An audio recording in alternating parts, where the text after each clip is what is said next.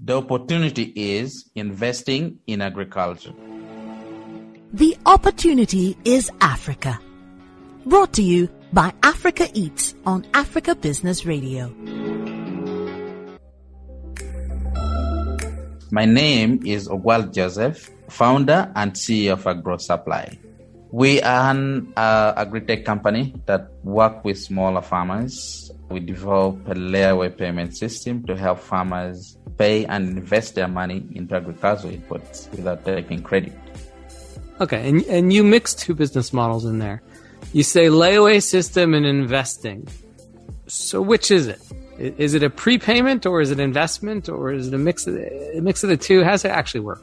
The layaway system is a prepayment system where smaller farmers can prepay for agricultural inputs during off-season to be able to get the inputs when the rain comes back, when the season starts, without having to take it on credit. Okay, so why would a farmer give you money before they need to? Why wouldn't they just save the money elsewhere and pay you when the rain starts? If a farmer receives $200 right now, they'll spend their money now in such a way that in 3 to 4 months afterward, they don't have money to buy agricultural inputs. Yet that is typically what they need when rain comes back. Now, typical solution that everyone is offering is to give smaller farmers input, what they need on credit, and charge them a percentage on top of it.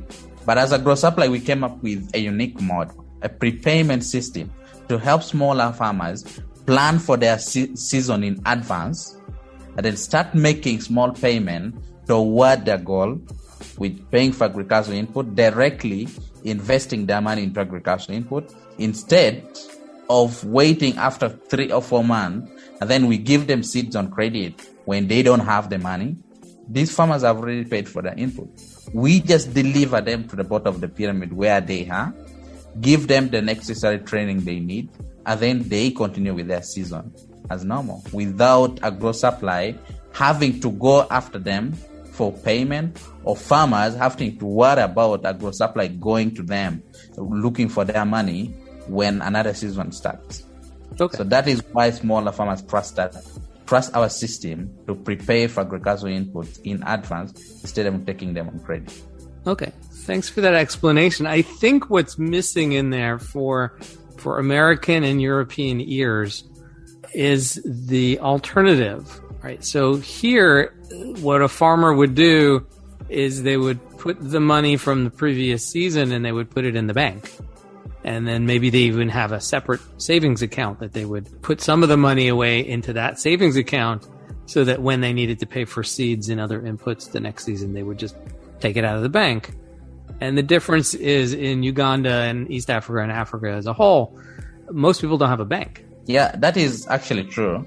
I think 9 out of 10 farmers that we work with don't have a bank account, has never opened any bank account or even has never seen a bank. So yeah, I've heard that before. When I was in Uganda a few years back, I was being driven around Uganda visiting companies that I invested in before I even found yours. And the driver was explaining to me how he saved up his money. He used to be a truck driver and then driving the van for one of my investee companies. And he said, okay, the first thing he did as a truck driver was find enough money, pool enough money together to buy a small piece of land. And then the second thing he did was every time he had spare money, he would buy bricks. And he kept doing that until he had a pile of bricks big enough to build a house. And then he, again, saved up some money so he could hire some helpers to actually build a house with the bricks. And so that's the story that was in my head when I heard about your layaway system and how it's technically layaway, how it is copying what Sears Roebuck did 100, 150 years ago. But it's not really what Sears Roebuck did because they were all about just selling stuff now. And you're really about saving for the next purchases that are coming up in 3 months. Yes, that is true. So for us to come up with the innovation, we had to dive deep into the problem that smaller farmers are facing in Africa. They all depend in agriculture as their livelihood. That is one thing that is common about all of them. But a lot of people, or within the community themselves, they started what we call the Village Loan Association. That is something that was very close to a bank that we found, or very close to a financial institution that we found within a community. Putting money together, small amount, like maybe $1 every week, to cater for their family need. If I have a problem, I can run to the association and borrow from there, and then go and use the money, and then come and pay back after a certain period of time with interest.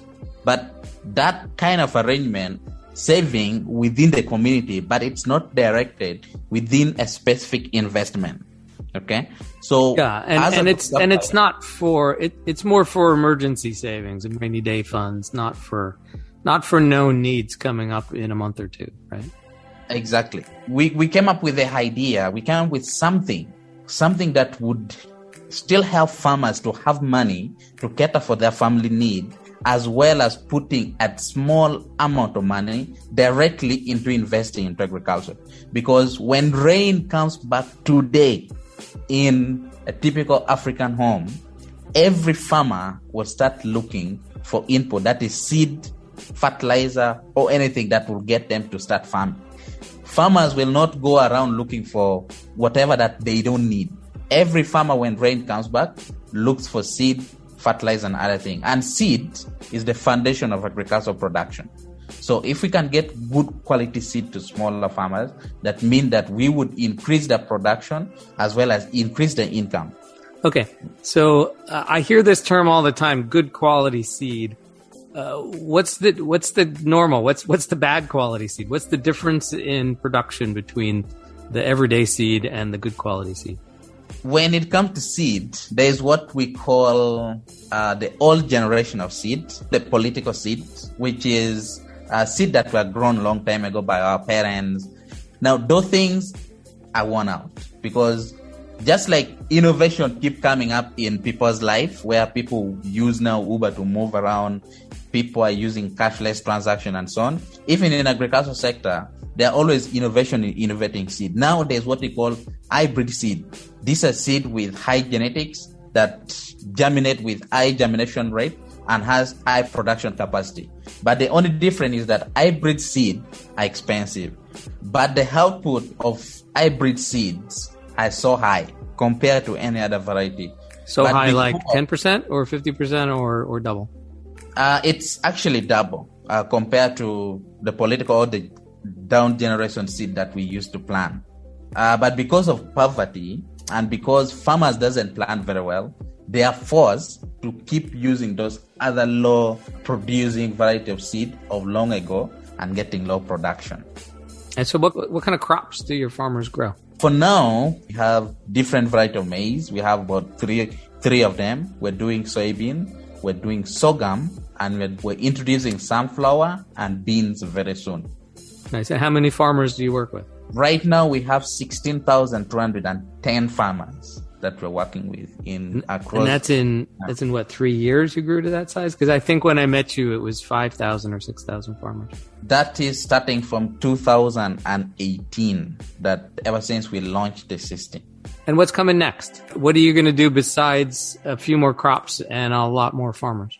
We are trying to test the system with different models. We are trying to test, can smaller farmers pay for mechanization, tractor services using the layaway system where they make payment, we get tractor to go and plow their land. So smaller farmers doesn't have to use traditional way of farming. They can adopt mechanization.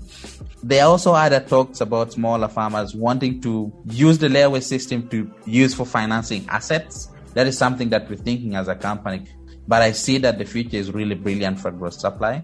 We have a short term of reaching at least 50,000 smaller farmers. And how many farmers can you reach and still be only within Uganda? There are more than 10 million farmers in Uganda. So the market is really big. And most of the farmers in Uganda are cereal farmers. And Agro Supply mostly is doing cereal crops. So with all the success that we have registered, that is why I say the opportunity is the layaway business model and investing in agriculture.